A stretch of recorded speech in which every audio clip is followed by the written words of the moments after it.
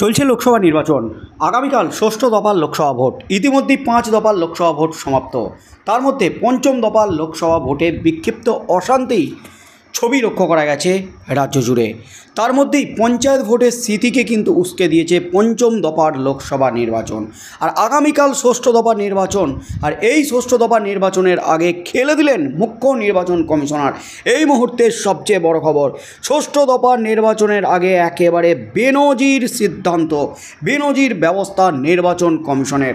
চরম ফ্যাসাদে তৃণমূল কংগ্রেস, চরম ফ্যাসাদে রাজ্য। এই মুহূর্তে সবচেয়ে বড় খবর, লোকসভা নির্বাচনের আগে বিভিন্ন বিক্ষিপ্ত ঘটনা ঘটছে রাজ্য জুড়ে। তার মধ্যে নন্দীগ্রামে যে খুনের ঘটনা ঘটেছে তাতে কিন্তু একেবারে রণক্ষেত্র চেহারা নিয়েছে, অগ্নিগর্ভ পরিস্থিতি নন্দীগ্রাম। যেমনটা সন্দেশখালিতে দেখা গিয়েছিল, সন্দেশখালিতে শেখ শাহজাহান এবং তার বাহিনীর বিরুদ্ধে জনরোষ আছড়ে পড়েছিল। মহিলারা লাঠি নিয়ে, বাঁশ নিয়ে, ঝাঁটা নিয়ে পথে নেমেছিলেন শেখ শাহজাহান এবং তার বাহিনীকে গ্রেপ্তার করতে হবে এই দাবিতে। তারপর শেখ শাহজাহান গ্রেপ্তার হওয়ার পর পরিস্থিতি কিছুটা স্বাভাবিক হলো, ফের উত্তাল সন্দেশখালী।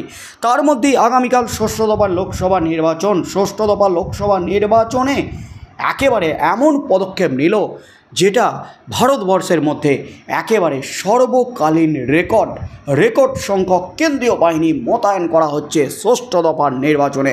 এমনই কিন্তু খবর উঠে আসছে নির্বাচন কমিশন সূত্রে।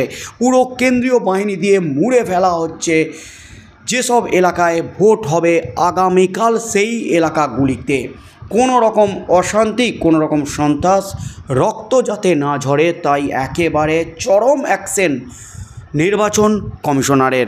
এই মুহূর্তে সবচেয়ে বড় খবর, শনিবার ষষ্ঠ দফা ভোট বাংলায়।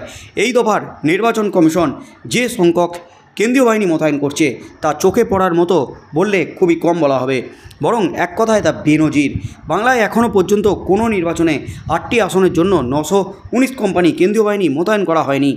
এবার লোকসভা ভোট ঘোষণার আগে নির্বাচন কমিশন জানিয়েছিল বাংলার জন্য তাদের সবচেয়ে বেশি কেন্দ্রীয় বাহিনী প্রয়োজন।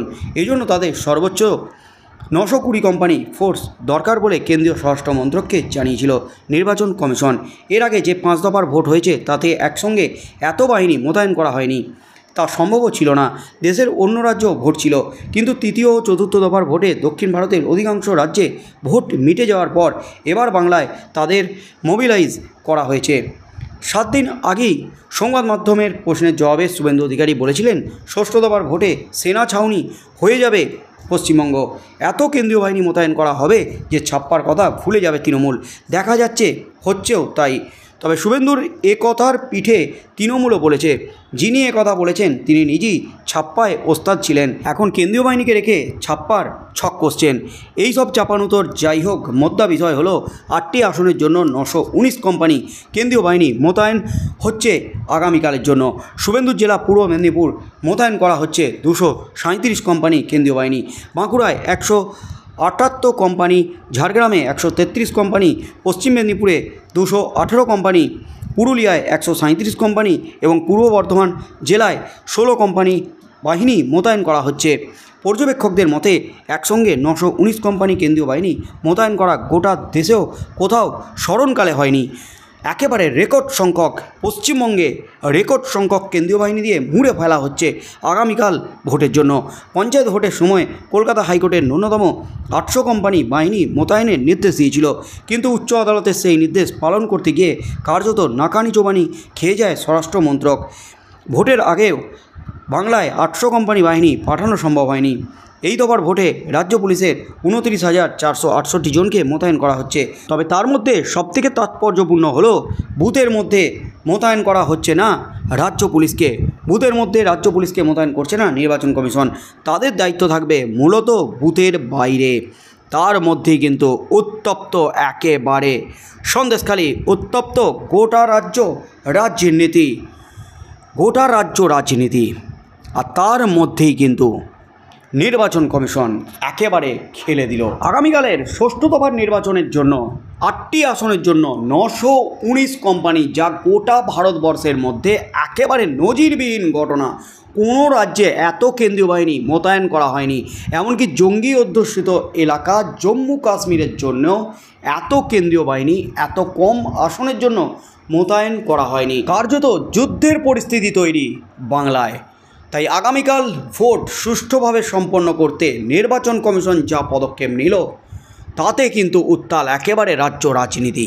তৃণমূল কংগ্রেস কিন্তু বিজেপিকে, কেন্দ্রীয় সরকারকে নিশানা করে কটাক্ষ করতে শুরু করেছে। তার মধ্যে শুভেন্দু অধিকারী হুঁশিয়ারি দিয়ে দিয়েছে। তাই আগামীকাল ভোটে কি হতে চলেছে, নির্বাচন কমিশন যে পদক্ষেপ নিল তাতে কতটা সফল হয়, কারণ পঞ্চায়েত ভোটে দেখা গিয়েছিল এই এলাকাগুলিতে বেশি সন্ত্রাস হয়েছে, এই এলাকাগুলিতে বেশি রক্ত ঝরেছে।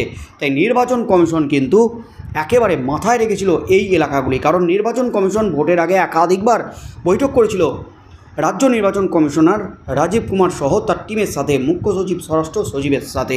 পঞ্চায়েত ভোটে কোন কোন এলাকায় হিংসা বেশি হয়েছিল, সন্ত্রাস বেশি হয়েছিল, রক্ত কোথায় বেশি ঝরেছিল, সেই এলাকাগুলিকে চিহ্নিত করেছিল জাতীয় নির্বাচন কমিশন, মুখ্য নির্বাচন কমিশনার। আর তার পরপরই কিন্তু এবার একেবারে তেড়েফুঁড়ে অ্যাকশনে নির্বাচন কমিশন। তাই আগামীকাল কি হতে চলেছে লোকসভা ভোট, কতটা সফল হয় নির্বাচন কমিশন যে চেষ্টা চালাচ্ছে, সন্ত্রাস রুখতে কতটা সফল হয় নির্বাচন কমিশন, সেদিকেই চোখ থাকবে গোটা রাজ্যের।